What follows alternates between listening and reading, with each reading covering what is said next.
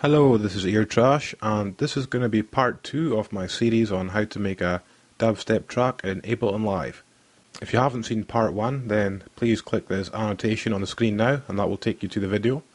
And may I also remind you to please rate the video if it helped, and you can also favourite it as well. Also, if you aren't subscribed to my channel, then please subscribe and send me a friend request, because sometimes YouTube videos do not appear in the subscription boxes. So with all that said and done, I'm going to get onto the tutorial. On the last video we created drum racks, and here we have kicks, hats and snares and claps. So now what we're going to do is we're going to put effects into these individual tracks and make the sounds a lot clearer and bring them out a bit.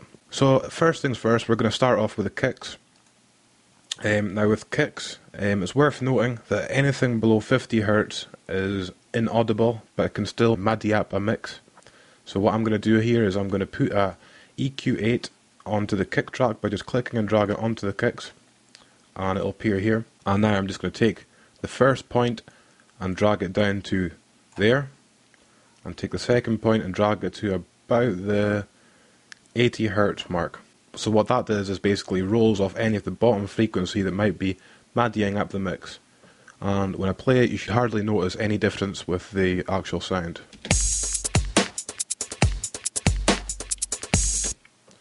Okay, so now I'm going to double click that just to minimize that instrument, and now I'm going to move on to our hi-hats. So I'm going to double click our hi-hats and solo them just to see what they sound like. So they're pretty quiet, but I don't really want the hats to be too loud. The main part of any beat really is usually the kicks and the snares. The hi-hats are just kind of a filler, just to keep the rhythm going and keep it interesting. So now I'm going to go into my hi-hats and I'm going to listen to the different sounds. Okay, so there's that one. There's our open hat. There's our closed hat and our cabasa. Now what I'm going to do here is a little trick that I like to do with my hats, and that is using autopan.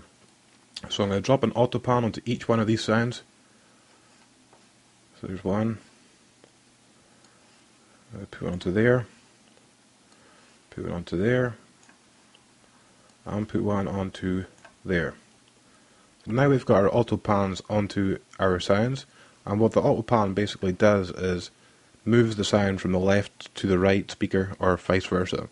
So with this sound here, the prime loops hi-hat, link in the description, I've got my autopan and I'm going to put the amount up to about 50%. I'm going to leave the rate there. I'm going to put the phase to about 110 and the shape up a little bit, and we solo that, and we should be able to hear that the sound is going from left to right.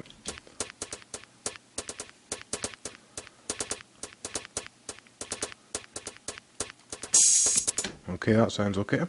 Now we're going to move on to our open hi-hat,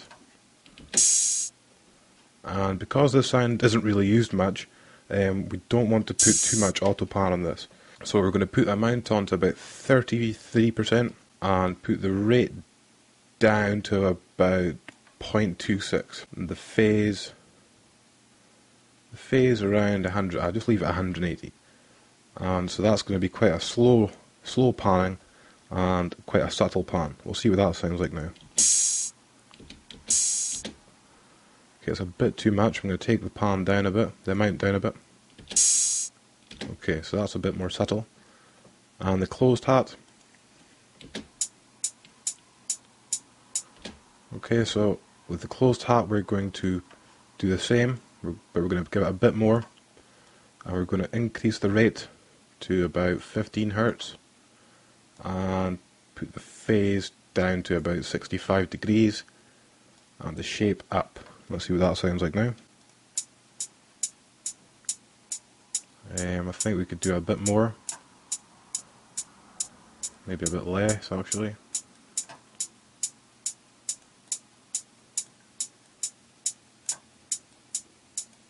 And basically all we're doing here is we're just tweaking it until we get a nice kind of balance. We don't want it to be too left and too right. So that's sounding okay. Now we're going to check out the cabasa. Okay, so this is quite a non-frequent sound. So we're gonna put on quite a fast rate for this.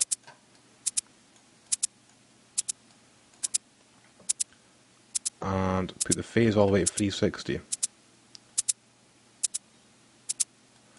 No, we're not. We're going to take the phase down a bit. And the shape up a bit. And that's sounding quite good. So let's see what all these sound like together now.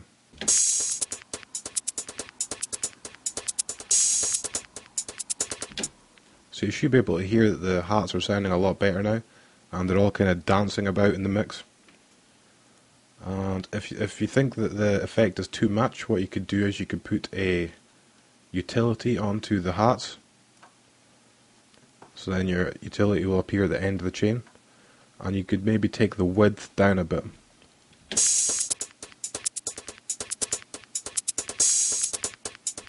If it was a 0%, it would sound like this. And that's got no stereo width. And when it's at maximum, it would be like this. So we're going to take it around about 90%.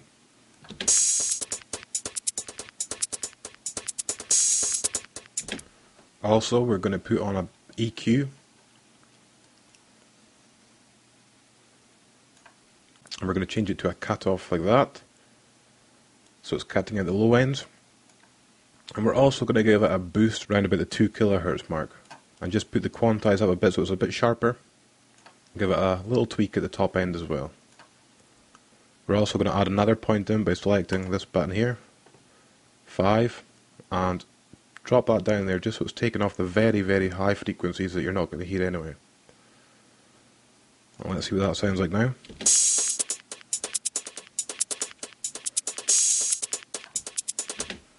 Okay, so that's sounding pretty good. Now we're going to move on to our snares.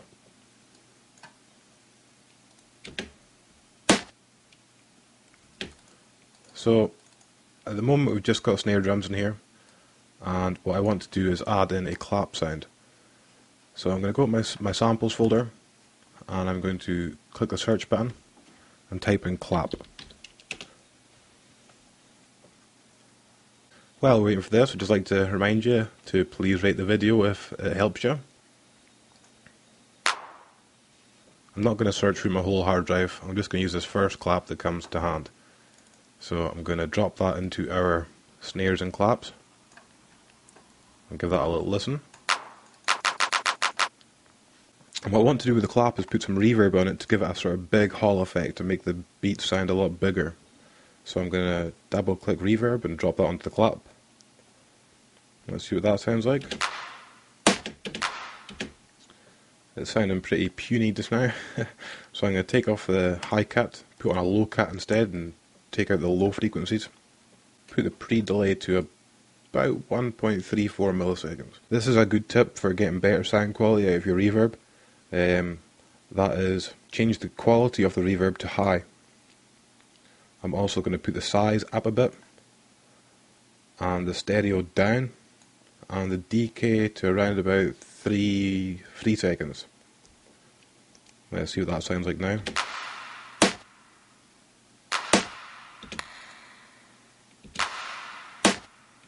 When I dropped that clap in, Ableton for some reason decided to have that playing on the same note as one of the kick drums.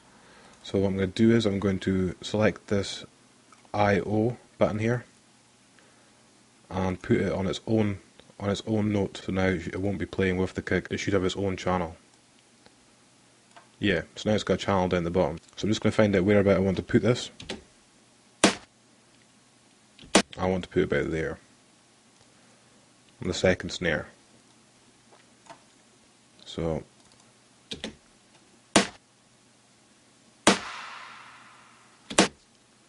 I'm also going to give the snare drum some reverb as well, so I'm going to do the same with that. Click and drag the reverb onto snare, and I'm pretty much copy the last one. Do a low cut, quality. We'll put this one on medium because it's not going to be such a prominent effect.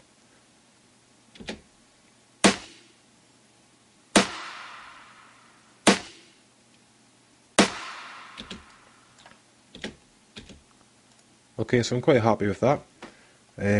What I could also do is put in some subtle EQ onto the snares, just to take out any low end frequencies which might be muddying up the mix.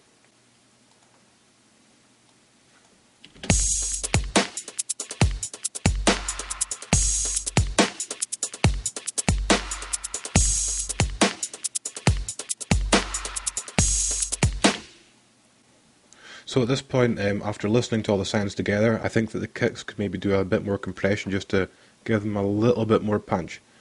So I'm going to drop a compressor onto the kick track, and the compressor should appear at the end here. And I'm going to use an Ableton preset 1976.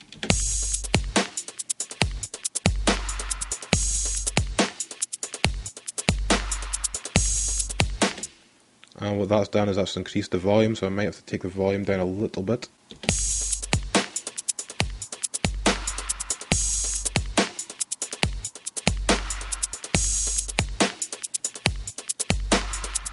So that's our effects onto our drum racks.